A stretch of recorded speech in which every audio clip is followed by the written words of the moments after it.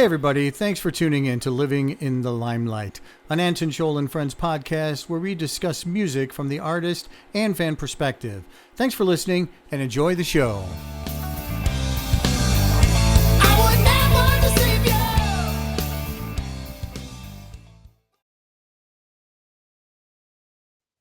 All right, welcome back to another episode of Living in the Limelight. I'm your host, Anton Scholl, and with me now for the second time, so I appreciate that, Scott. Here is Scott Rowe, and we are going to talk about, all of the things that have now happened in the past, what's it been, almost a year, I think, since... yes, a little over a year. Well, I was on Facebook. We got a lot to go over, so thank you. All right. Yeah, I was on Facebook, and I saw the thing we did last year, and I was like, oh, yeah, we definitely need an update. Go ahead. Yeah, go ahead. I just want to get right into like what has been going on in this past year, because we're going to talk two things. We're going to talk about musically, and then we are going to talk about spiritually. All right, so let's get into it. Let's do it. Yeah, because coming up this Saturday now, February 21st, that's the day before my actual 63rd birthday. I'm like, 63. I just saw my mom last weekend in Wiley, Texas. Bless her heart. She is just turned 90 years old. I was so glad to be there. You know, bless her heart. I love you, Mom, because she'll probably watch this. You know, and my little sister. Bless her heart for bringing me in. You know, but anyways, yeah. This Saturday, February 21st, I have my 63rd birthday show, and wow, I have to say I am blessed because my headliner is a dear friend of mine and my favorite songwriter and in my favorite band of all time. You know, that is Michael Bruce of the original Alice Cooper band. You know, he was everything to my tribute when I first started years ago. I can tell you so many stories. You know, because Michael was everything, and there's a lot things that tie into that too. He has a biography. I'm in there, and it talks about when I brought him to Houston, and that just leads to, you know, that's Glenn Buxton's last gig, basically. You know, that was October of 1997. You know, and that was something else. Still in the back of my mind. That's a whole nother story, though. I don't want to get too far. But anyways, this Saturday is going to be he's going to be headlining with his band. His wife, Lynn Townsend Bruce, is on bass. Josh Decker, the singer, and Matt Indies is on drum. That's the Michael Bruce band. And he asked me to come sing a song, and I said no. I'll do backups on School's Out. I'm going to bring Becca Haynes Washburn, who does stuff with me and who's in our band Red Drum, actually. We're going to both go up and do backups only. So I told Michael, you know, that ship kind of sailed a little over 5 years ago when I retired it, and that was it. Alice doesn't live here anymore. Basically, he got a kick out of that, you know. And I think I got more respect out of that because, you know, it's not my music when I was doing all that, you know. I mean, in the beginning, it was fun when I first started, you know, because I didn't know anything. You know, I didn't know how to write a song or this or that, you know. But as the year progressed. But so anyways, he's going to be headlining, and he'll be on like at 10 o'clock. You know. And closing the show will be Ray Coon band, Dawn of the Rising. Very great metal band. Love Ray, my bro, man. Love you, Ray. And before then, we're going to open up. Red Drum is. I got a great set. I mean, all original except for 2 songs in the mid part because there's a special segment that's going to be happening, and we have he just turned 12 years old. He's going to come up and play. I saw that. We worked with him last Thursday, and we're all just like.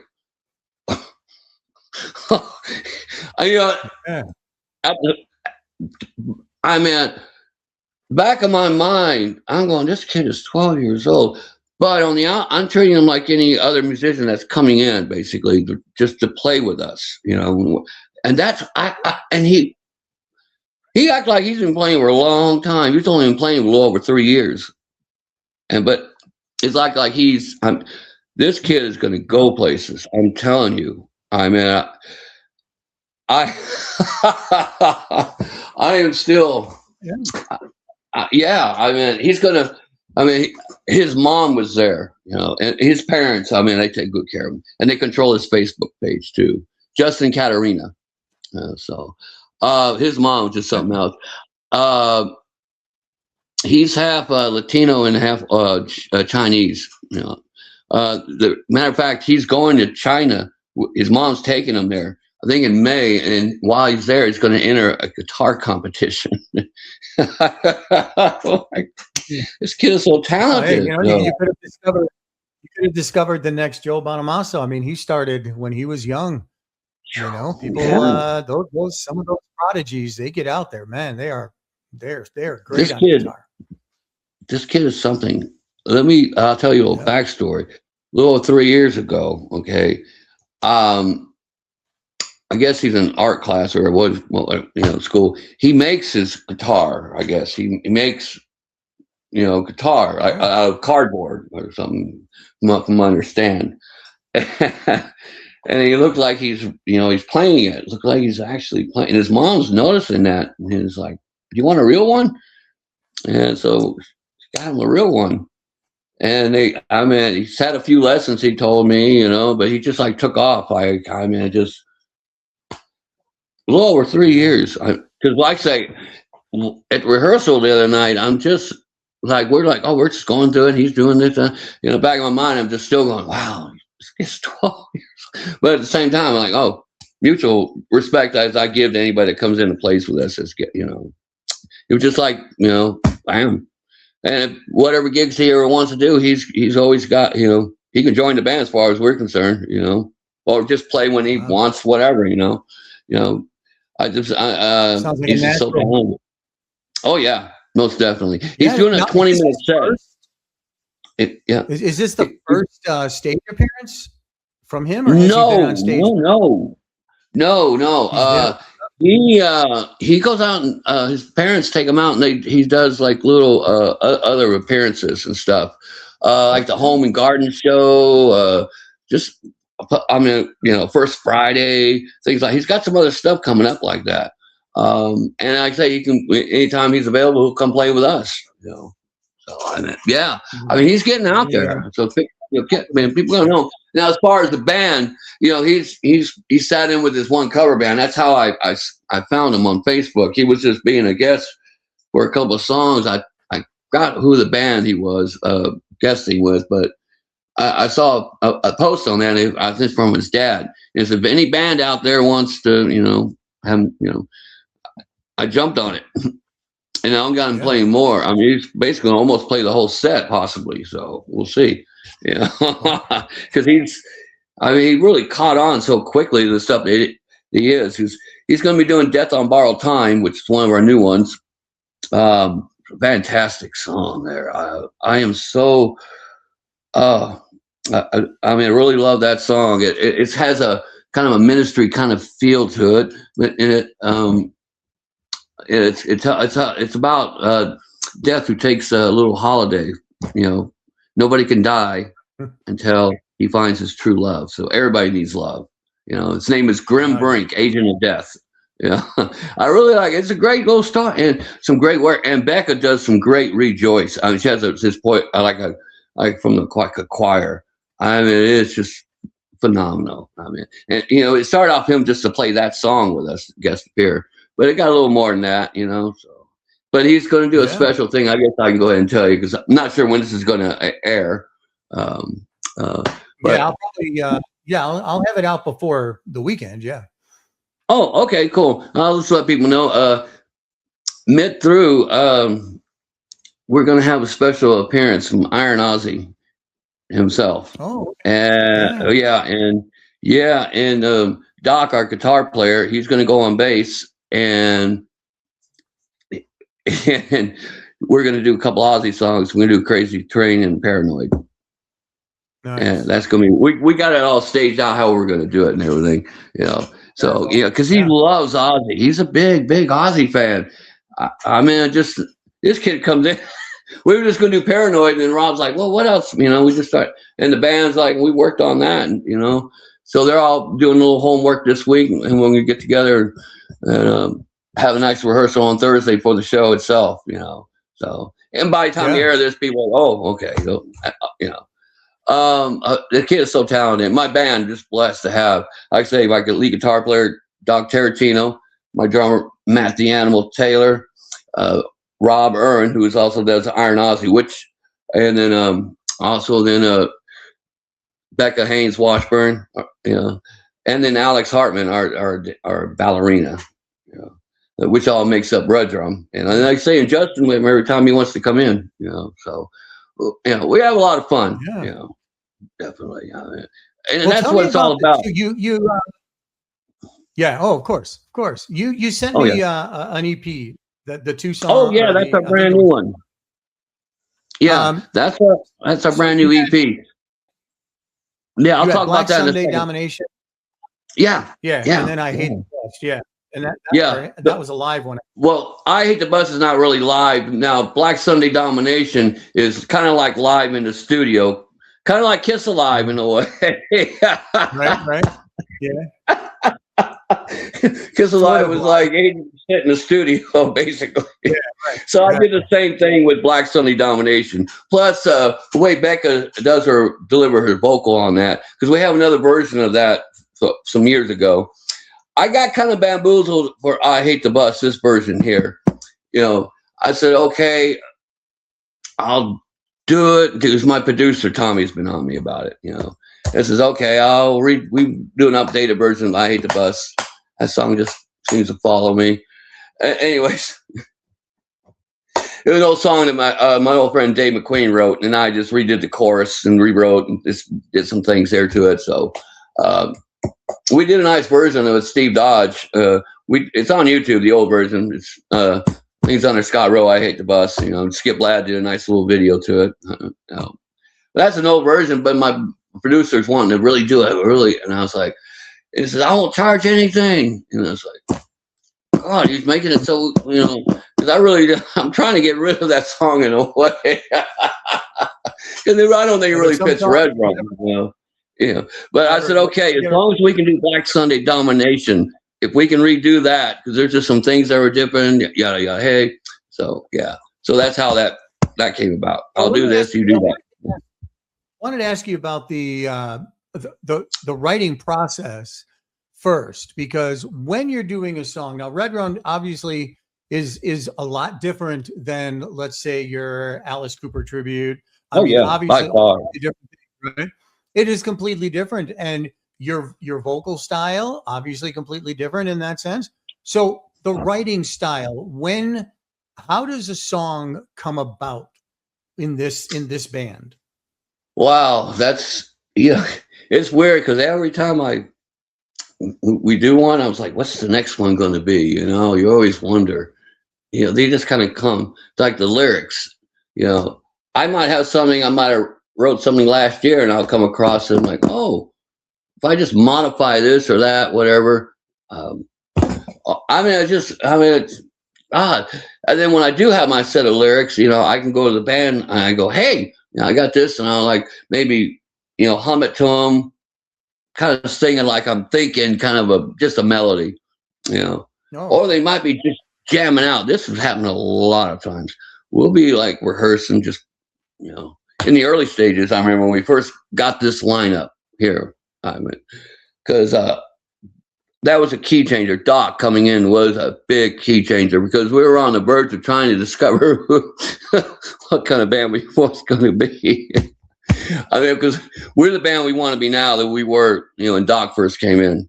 And Doc has been with us now over 6 years now, and I've had Maddie and Rob 8 years. So that tells a lot right there. Oh yeah. Exactly. So once we got that, was a game changer, because we started going. We wanted to go on the heavy side, and the Boogeyman Will Get You was like the start of it right there, and it just kind of went from there.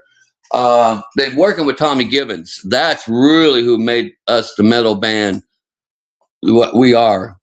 We're starting with the Boogeyman Will Get You. And then there's Exacerbated from about Dorothy Kilgallen, and just from there,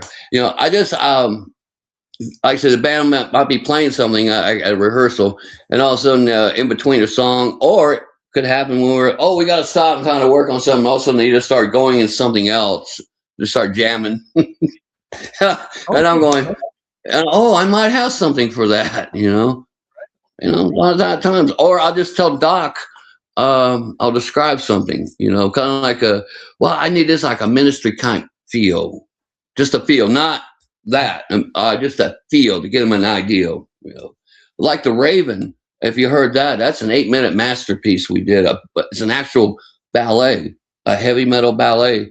And we did a few performances last year with Alex Hartman, and she did just a beautiful job. When she got on her toes, it's got to take a lot of stamina on those ankles. I was just so impressed, and I was impressed with the band. We brought a cello player in. She was magnificent. The recording is great. I mean, it's just awesome. I'm trying to remember her name offhand. But I mean, it turned out really good. I mean, to me, it's a masterpiece. Here in I took 4 passages of the Raven, and then what I did in between those 2 and 2, I did. I had a bridge with the breakdown going into like a solo.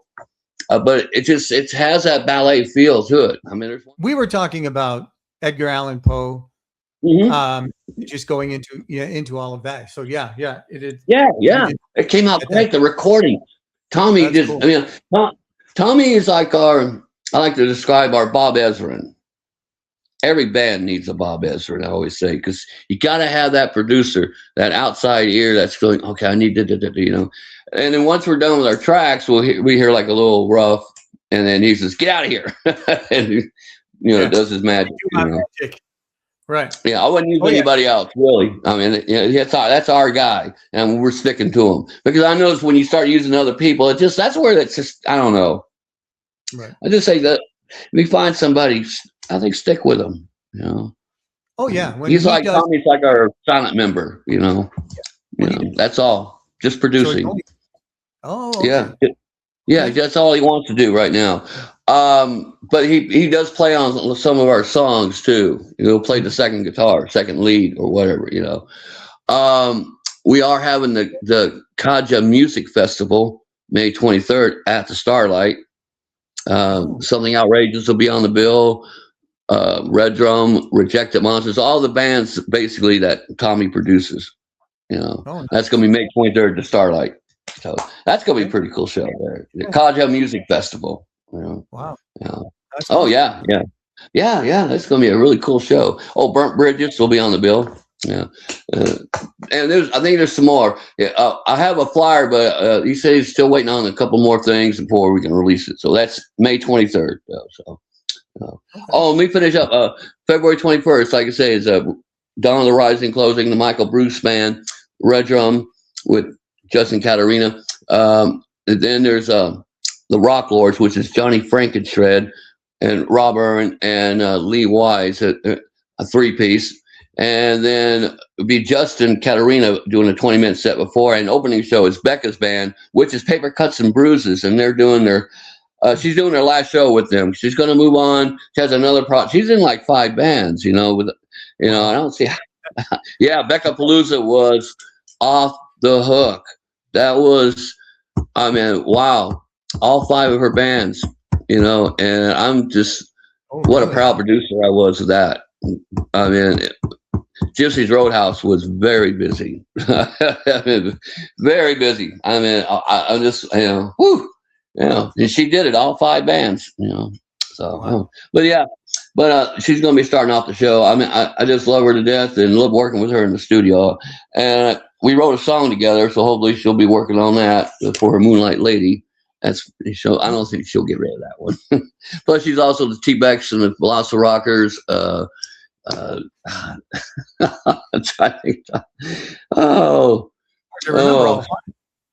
know. Just trying to think off the top of my head. It's Moonlight Lady, T-Bex, Paper Cuts and Bruises. God, just that's a lot she's awesome. Involved in that is. Yeah. Oh yeah. Most definitely. Tenacious B. Yeah, that's her Tenacious D tribute band. Yeah. Which I like better. than the Tenacious, the actual, Yeah, you know, right. there's something about it. I don't know. Nice. Yeah, that's going to be, anyways, she's opening up the show with them, this Saturday. So that's the whole lineup. And the Heavy Metal Chili Cook-Off Part 3. And our current champion is defending his belt, his title. That is Brad Warren. And Johnny Frankenshred, ex-champion, is hoping to get his title back. And I did like his Franken Chili. It has that home style feeling, you know. I know Terrence Meglet is going to be in it. Don Morell, Crystal, and Ed are a team member. So I got like 6 in. And I'm hoping William Savicki from Show Me God, you know, he's so hopefully, you know, but no, it's $25 entry fee. Anybody can enter, you know, the cutoff time is at 7:00. You know, nobody else can get in after that. And then our judges, I got Lance Eric from Color of Chaos and Bantangos, one of our celebrity judges, along with Michael Bruce and Lynn. And oh yeah, so our celebrity judges there. So yeah, we'll see who wins it this year. You know, Yeah. Part 3 already. You know, I That's love good chili. You know, Right, oh yeah. right, exactly. Oh, yeah. So the other thing I wanted to get into also is now the title of Reverend. Oh, yeah. I Let's tell you, talk about that one. yes, I am an ordained minister and Okay. evangelist. You know, I tell you how that kind of came around. I was always been kind of interested in, you know, marrying people. You know, make a little on the side. You know, but you have to be an ordained minister for that. You know, and I thought, well, that'd be kind of cool. You know, not. And then I was going to. I'm looking into it, and then I did all the proper things. I got ordained, and then it was funny. I had the song "Rock and Roll Preacher" from Slade. It was playing, and during all my filling out the right way to do how to get ordained and all that, and then all of a sudden I'm getting the calling. You know, it's like as soon as it came ordained, and then the next day or so, I think it's when it really hit. It's like God's like, I got you now. You know, pretty much. You know, I got you now. And I repent, you know, and convert it back, you know, to Christian. Well, I don't want to say like I follow like Christianity. I want to say I'm more of a follower of Christ, a child of God. We're all children of God, big time, you know. But it's more than that, you know. I got the signs. I mean, I mean, when you get the calling, you get the calling. And I felt God beat me down. I even asked, because I'm not really Bible smart, you know, but you know, I even asked God why you picked me, you know, somebody that's not Bible smart, you know, and I still smoke a little weed, you know, that's all I do, you know. And the next thing you know, I'm on my knees crying, repenting, you know, and I seen the signs. You know, I saw a cross in the sky. And I didn't even notice. I was going to the bus stop, riding on a bike, and I parked, and you know, like normal. And I turned around, looked up, I got, whoa! I mean, it was there. And then the bus that picked me up was bus number 777. I was like, yeah, exactly. Those were just signs, but I also got it inside the heart, the calling, big time. I mean, it's like I don't know. It's just. I guess that's why I'm still here. I should be dead. No, I'm serious, because I was in the meth and crack. You know, I'm going to have my first sermon June 14th, and that's convictions. And I'm going to lay it out and how God gave me the willpower to quit drugs. You know, it was a little process, but I did it on my own. You know, on my own. I had to get the willpower, because even like Alice Cooper himself, he quit. He was on coke pretty bad. Threw a whole rock down. You know, just quit. Myself, I slowly weaved off here and there, and I did. I mean, you know, if I relapse, it reminded me why I don't do it. You know, and you know, it's just got to. I don't want to do this. You know, there's one night I thought I was going to OD. I really did. I thought that was it. This is it. You That would know. be a that would be a scary thought. But then Yeah. how does that either influence or change what goes on in your music compared to the Yeah. times where you were on that versus Yeah. now you're not? How does Well, that change I wrote a your mind? song. I wrote a song about my meth addiction and realized it was a message to myself. I might bring that back and let Red Drum tackle it. We played around with it in our early stages. It's called Silent Sundays and Confused. And when I was going over the lyric, you know, when I wrote years ago, you know, I'm looking at it, it's like a message because I played it with some other bands I've had before, other original, you know, and it is. It's like I realize it's stop basically. Mhm. I mean, it's right there in the lyrics, you know. I, yeah, it's horrifying. Meth is so horrifying. It's a Jekyll and Hyde thing. It really is. Because in the beginning, it's just like the story, really. In the beginning, when I was doing coke, and I discovered meth, which is a little more to last longer, you know. Mhm. And in the beginning of meth, it's well, you seem like you're on top of the world. You know, it's like you discover something new and but a different personality. You do things you don't normally probably would do, or I don't know. But then it turns into the lie, you know, and then you got to have it, you Yeah. know. But it does last a long time as far as the high compared to cocaine, because coke, you know, you got to keep doing a bump every 10, 15, 20 minutes. Yeah. Oh, boy, I did my share of drugs. I did my share of drugs, you know. But I'm glad I don't do it no more. You know, it's been like 20 years. I did it to myself, no peer pressure, you know. But I quit. God gave me the willpower. Because like I say, like Alice Cooper, when he quit, it says you gotta want it. You gotta want it. Nobody can tell you, you know. I mean, yeah, Right. people could say, "Hey, I worry about you." You know, look at you. You know, worry about all the drugs you're doing. You can tell somebody until you're blue in the face, but they gotta want it. You know, and I did, and I'm still here. So maybe Right. that's another reason. You know why? You know, I converted back. One reason why I'm still here. Plus, I got another thing is I felt the calling coming more within this past year. Anyways, I mean, I actually got to pray with Ted Neely, the guy who played Jesus Christ Superstar. You know, Sure. that was fun. You know, I got to sit right next to him the whole time. You know, that was like so surreal. He even called my mom. I haven't called my mom to thank her for making me watch Jesus Christ Superstar on NBC Night at the Movies. I remember 1975 when it aired. You know, I was an Episcopalian back then, altar boy, the whole bit. You know, so, Oh, yeah. okay. Oh yeah, when I was 14, I strayed away, and I strayed away a long time. It was a dirty, rotten sinner. Boy, I'm in a dirty, rotten sinner. Period. I'm in stuff. I just hope God, repent. You know, forgives me of all the dirty, rotten sins I've ever did. You know, but that's why How Jesus does died on the cross. You know, for us. You know, how is all of this affecting what you do now in regards to like nothing because really. No, here's something here.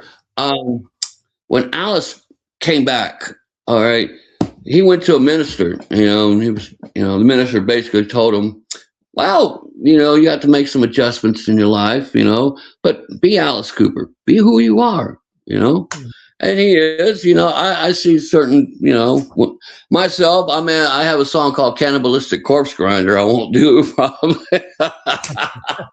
okay, so there it does influence in one way, yeah. All right. But we did that with J.J. Brown of the from the band Fight and SIL. Mm, It is an evil song, but it's about a serial killer. You know, oh, it's pretty evil. It's death metal, but it's in our repertoire. You know, but I won't be doing that anytime soon, or I won't be listening to Highway to Hell or Running with the Devil. You know, things like that I got to change because I'll be contradicting myself. Now I have songs in Red Drum.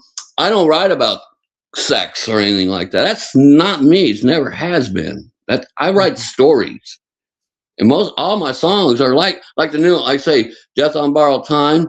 It's about, you know.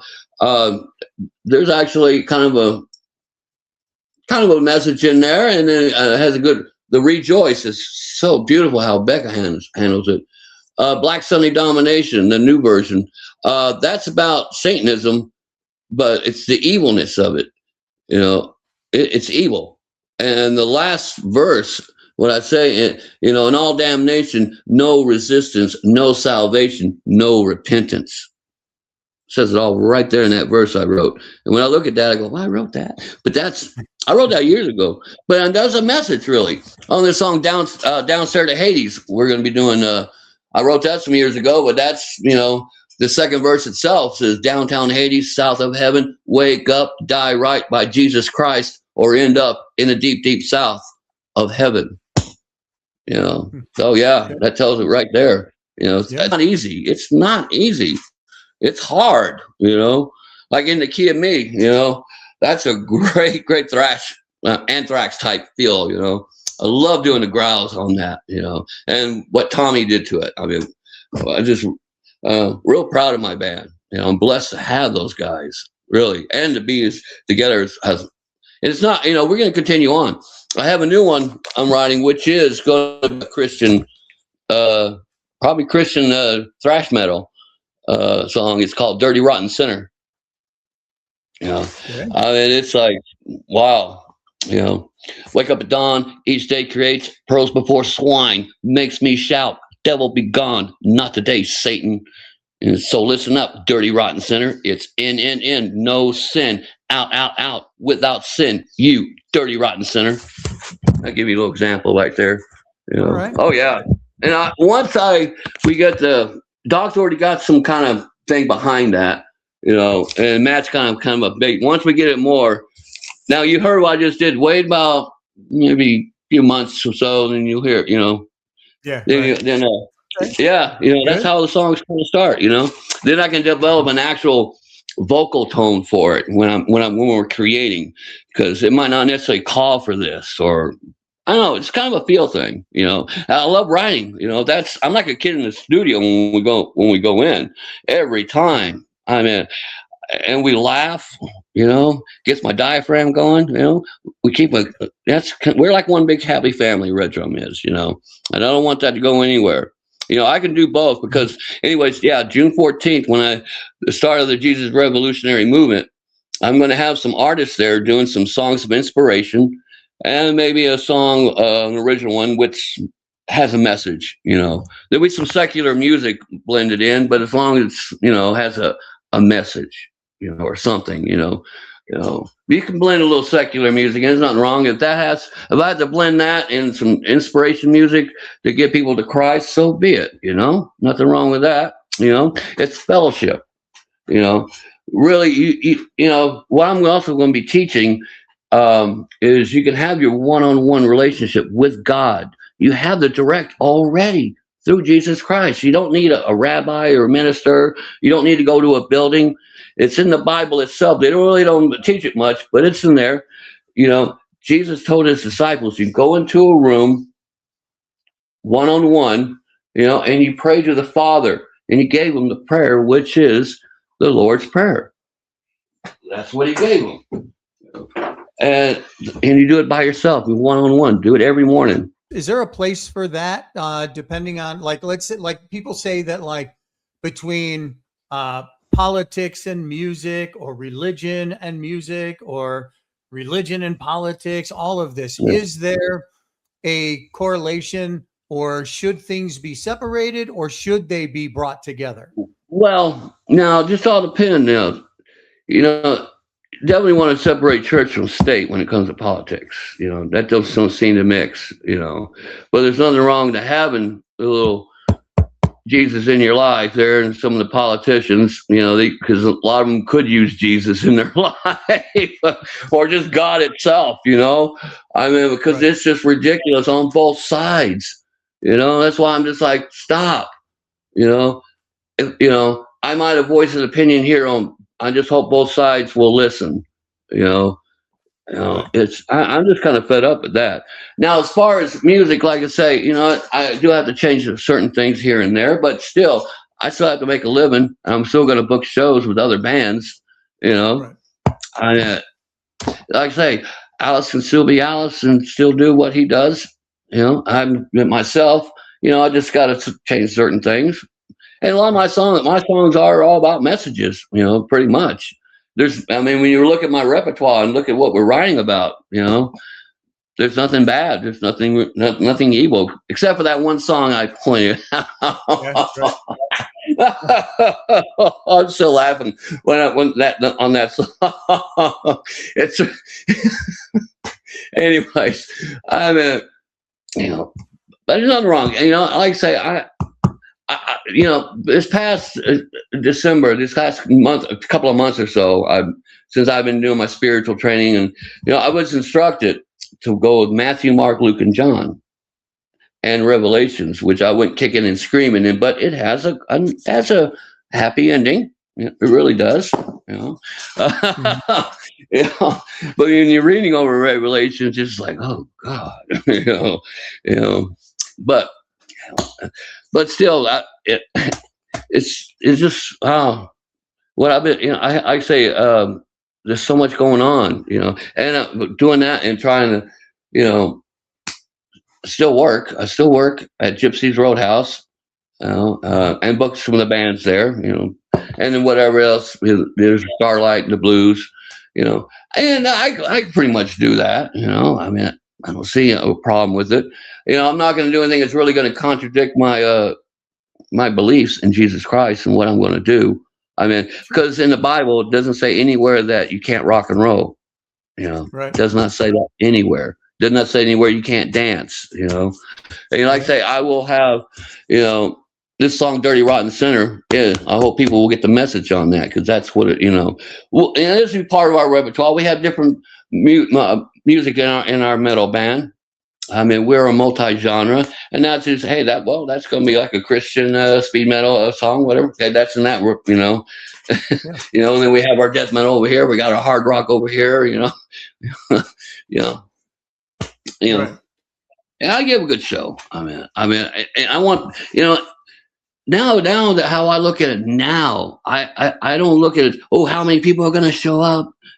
No, when I get on that stage, I just want people just have a good time and forget about because a lot of people go the whole week, and just have a bad week at work, and they just want to forget the problems. They don't want to hear anything political, anything religion, or anything like that. They want to escape from all that, and that's all I'm going to deliver. I'm not going to, put my religion in with red drum like that. Now they are going to make an appearance June 14th after my first sermon. I'm going to show them, I can still do this and still do that after my sermon. And some other musicians. I do. Skip Ladd's going to be there and Don Biscoe from the band Serious Play. They got some songs of inspiration they're doing. Heather Ann Zane, Lex Cowley, Richie. Richie. Got his name offhand, but he's going to be there. My friend Richie there, and probably do some deliver the word himself too. So I'm going to try to get some other people. To do some speaking too, about the word of Jesus Christ and God, things like that. And it's going to be for it's non-denomination. Like I say, it's going to be open for everyone. Anybody that wants to come on June 14th, and then from that point on, I'll see. When I'll do the next one, because I want these things to be special. Well, it's rent on the building too, but it's one thing I didn't even ask. Don Biscoe came up and says, "Here's some money towards the rent," and I was like, "I don't want that. I'm doing it myself." That's another thing about my ministry. I'm not going to ask for donations really, unless it's like a fundraiser or something, or maybe if I have a band doing something, maybe gas money or whatever, because God doesn't want your money. What are you going to do? He don't want your money.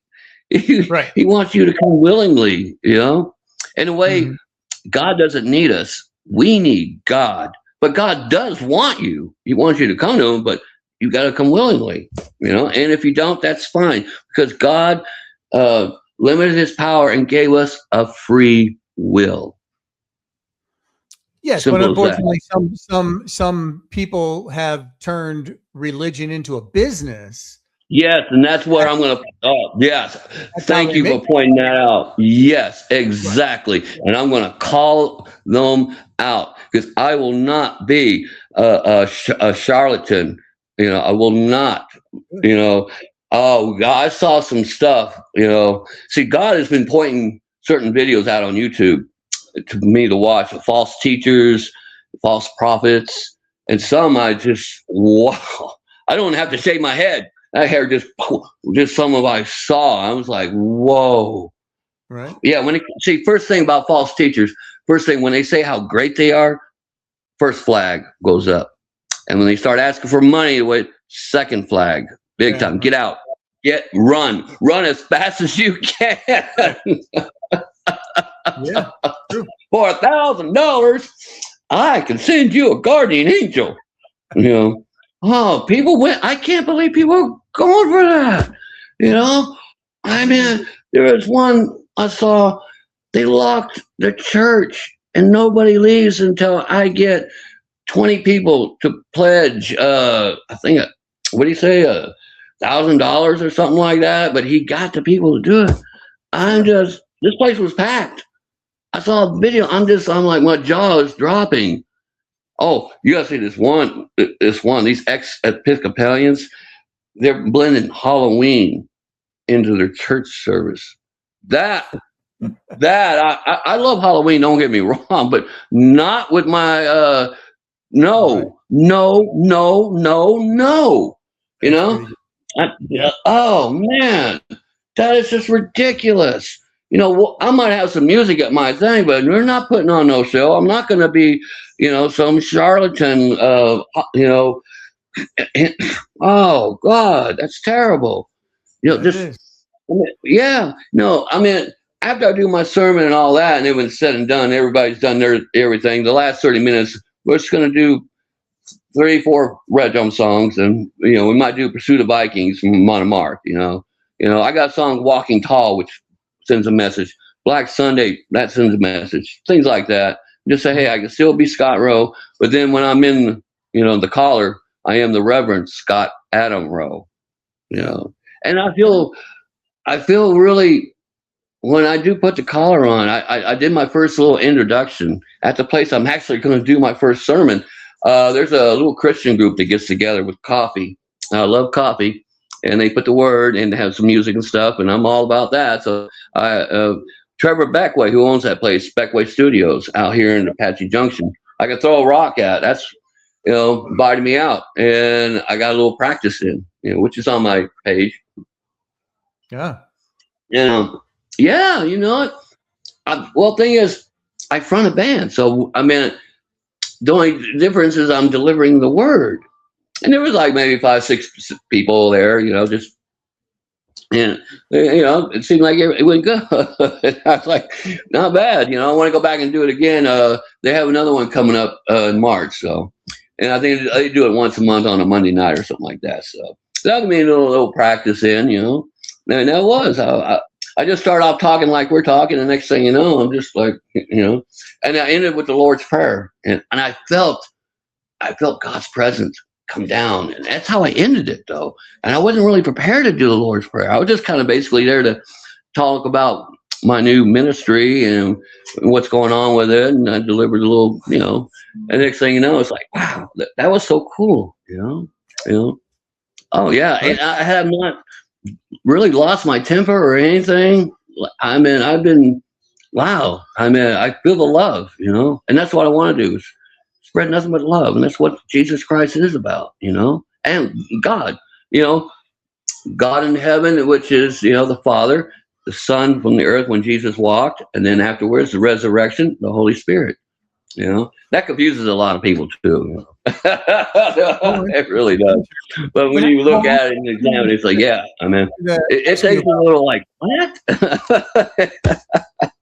Let me ask you about your show real quick, because I wanted to ask you about your theatrics, because we're about hitting the end here, so I want to get this in because it was nice talking, man. I mean, theatrics of your shows that you do, has that changed recently? Because you would put on makeup, you would do theatrics of the show.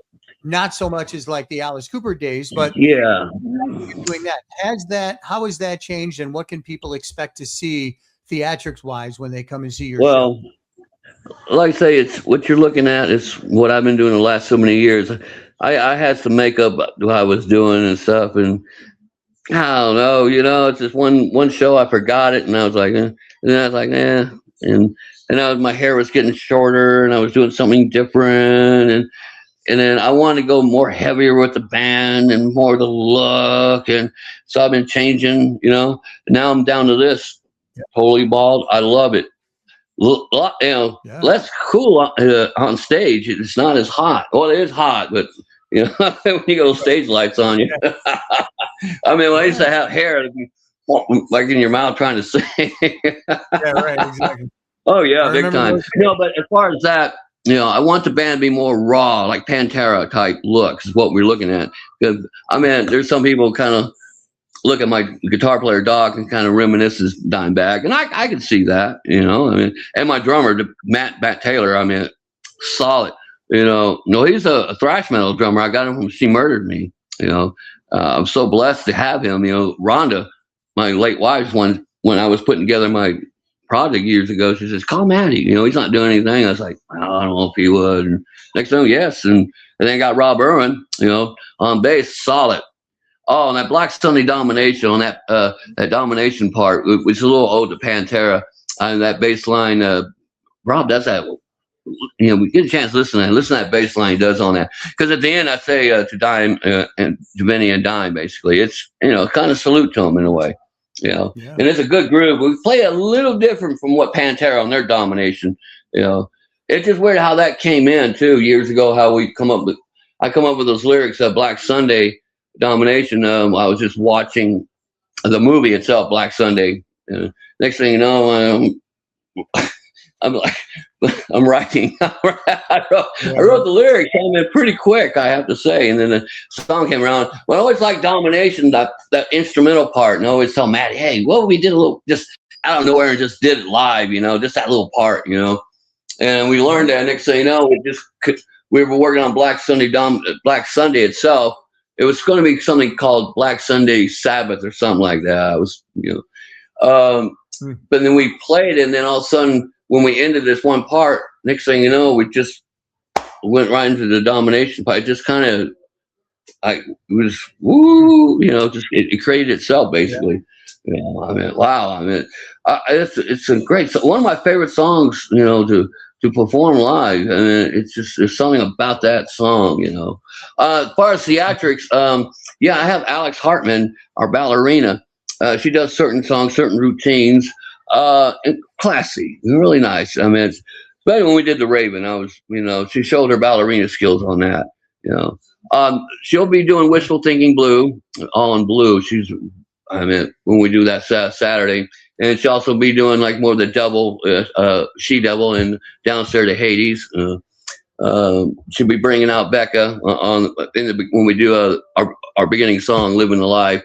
We have a big, really cool stuff, I mean, it's a visual thing, people appreciate that, So I'll give them still a little bit, people want to be entertained, of course, and I not do it in style, class, all the way, Oh yeah, I'm so looking forward to Saturday. I mean, I can't believe I'm going to be turning 63. I'm like, where's the time go? Well, I'll tell you. Here's I got other shows coming up too.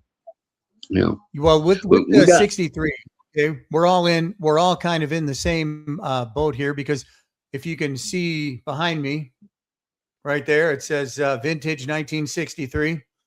That's the year I was born, 1963 myself. So 63, 63. Well, we're all hitting a milestone this year because we're turning 63. Aren't we?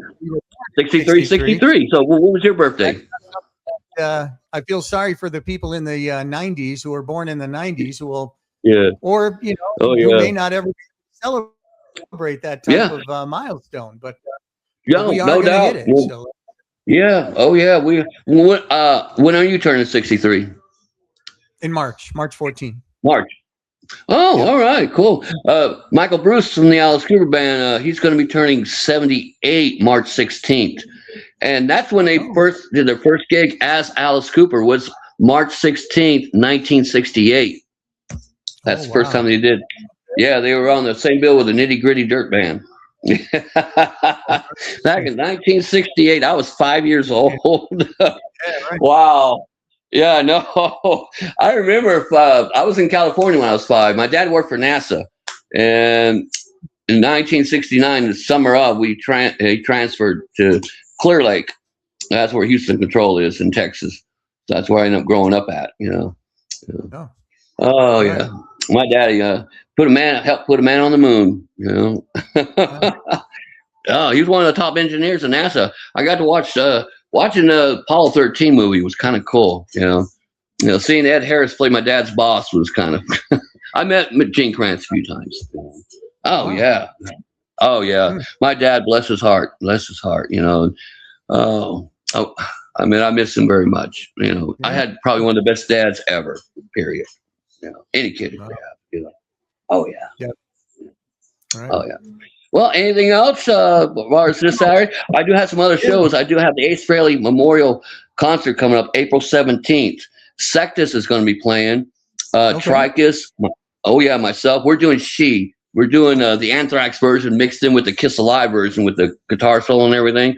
I think Sectus is going to do Detroit Rock City and Love Gun, I think. Tricus is doing a bunch of Kiss. I do believe members of Show Me God, they're the Space Bandits. They got some stuff they're going to be doing. I mean, it's going to be a cool little tribute to Ace Frehley, because we all lost him. That really hit me hard. And because, man, I was a big Kiss when I was a kid. That was my first concert was Kiss, September 1st, 1977. And who is to know that all these years later, in November of 1994, I get to open up for Ace Frehley, at the Mason Jar.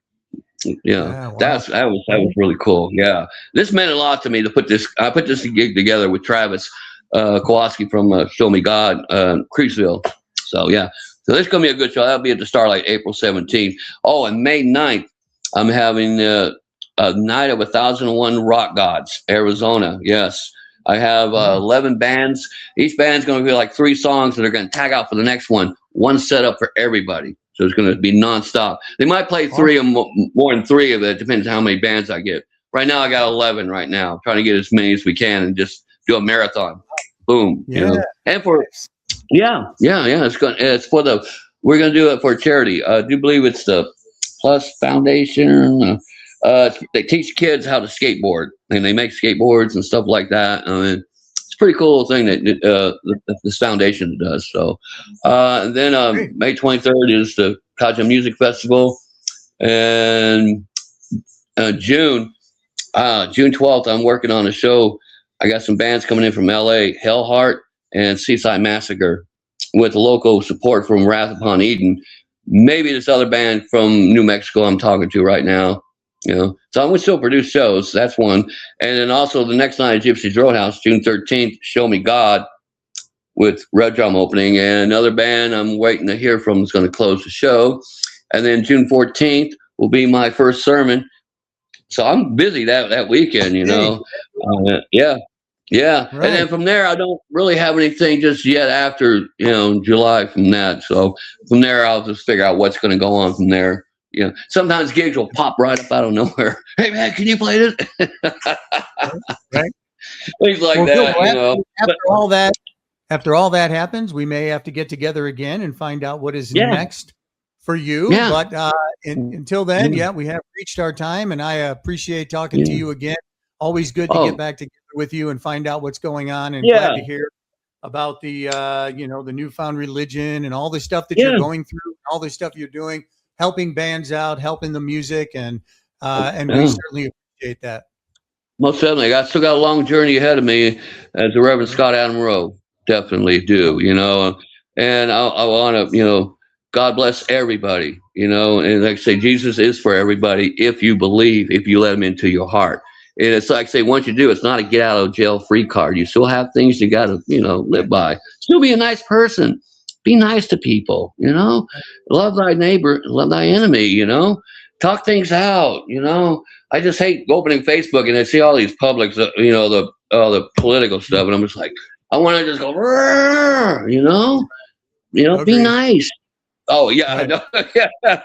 no, but thank you for letting people might get a better idea why, and then I'm still going to be me, I am changed, still deliver a good show always, and thank you very much, my friend. Definitely. You got it.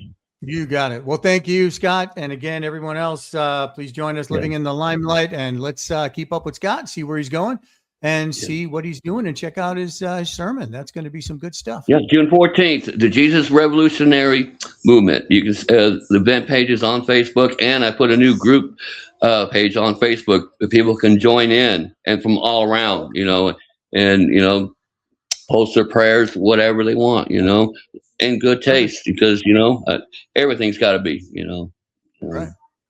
I just want everybody to love everybody if they can, There you go. Oh yeah, definitely. Appreciate it. Just hang on with me for a moment. We'll end the recording, and then I still want to talk to you. So hang on. All right. Thanks again. Sure. Thank you guys for joining us, and we will talk to you soon. Thank you, Scott. You got it. God bless. Thank you for joining our Living in the Limelight podcast with your host, Anton Scholl. Please feel free to comment, like, follow, share, and subscribe, and also add us to your playlist on your favorite streaming sites. Thanks again for joining, and we'll talk to you again next week.